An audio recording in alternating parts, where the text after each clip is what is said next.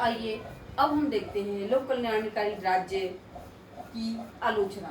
लोक कल्याणकारी क्या है और लोक कल्याणकारी राज्य में क्या क्या कमियां हैं। इसमें पहला है व्यक्ति की स्वतंत्रता का हनन। लोक कल्याणकारी राज्य में व्यक्ति विशेष पर नहीं अपितु सामाजिक उत्थान पर ज़्यादा ध्यान दिया जाता है।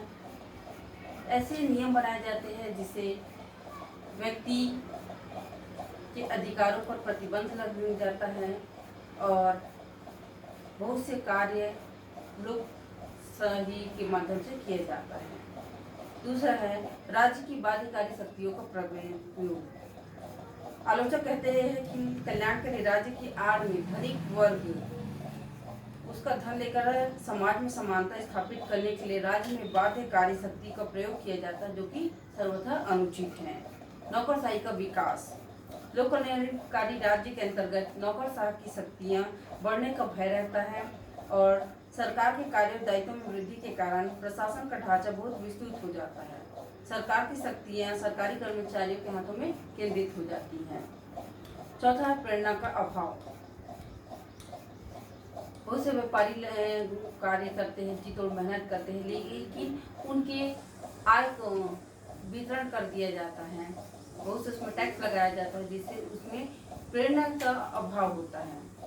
राज्य सरकार कोई भी कार्य करते तो एक व्यक्ति विशेष के लिए नहीं, सारे व्यक्तियों के लिए कार्य करते हैं। जो अपने कार्य करने में सक्षम है उन व्यक्तियों को भी कार्य वह कर देती हैं, जिससे उनमें प्रेरणा का अभाव पाया जाता है। जैसे राशन कार्ड देने हैं तो राशन कार्ड सभी व्यक्तियों को दिया जाता है। फिर समग्र शासन का भय। राज्य को बढ़ावा देना। कल्याणकारी शासन में वस्तुतः एक भय यह भी है कि जनतंत्र की ओर में समग्र प्रवृत्तियों का विकास होने लगता है। खर्चीला शासन है। राज्य को चलाने के लिए बहुत बड़ी नौकरशाही संगठन की आवश्यकता होती है और संगठन को चलाने के लिए बहुत से खर्च भी होते हैं। उत्पादन में कमी। सामान्य जन की भलाई राज्य को बहुत सारे कार्य करने पड़ते हैं। सरकार धनी व्यक्तियों को काफी बड़े पैमाने पर कर लगाने होते हैं, इससे धनी व्यक्ति हतोत्साहित हो जाता है और उत्पादन बढ़ने में मन लगाकर कार्य नहीं करता है। तो ये तो हो गई आलोचनाएं। अब हम देखते हैं उसकी समस्याएं। क्या क्या समस्याएं हैं इसमें लोक कल्याणकारी राज्य की समस्याएं, क्या क्या उनकी समस्याएं चल रही है।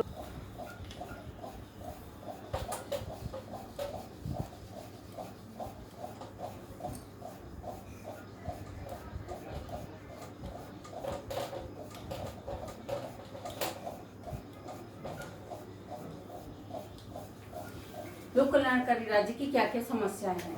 लोक कल्याणकारी राज्य में हम देखते हैं आर्थिक साधनों का अभाव। राज्य शासन को बहुत सारे कार्य करने हैं, लेकिन उनके पास विभिन्न प्रकार के संसाधनों की कमी पड़ जाती है। दूसरा है नौकरशाही की समस्या। बहुत बड़े पैमाने में कार्य करने के लिए कर्मचारियों की आवश्यकता होती है। कई बार राज्य शासन द्वारा भर्ती नहीं करने पर कर्मचारियों का अभाव भी पाया जाता है।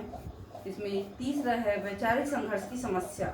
वैचारिक कल्याण की दृष्टि से राज्य व्यक्तिवाद और समाजवाद का मिश्रण है, लेकिन दोनों में समन्वय स्थापित करके चलना एक बहुत बड़ी समस्या है।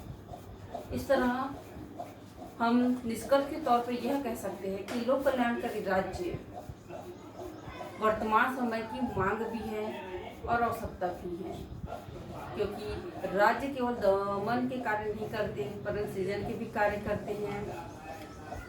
उसका दायित्व है कि ज़्यादा से ज़्यादा वो जनता के हित की भलाई के लिए कार्य करे। इससे समाज के वर्गों का, सभी वर्गों का विकास होगा। धन्यवाद।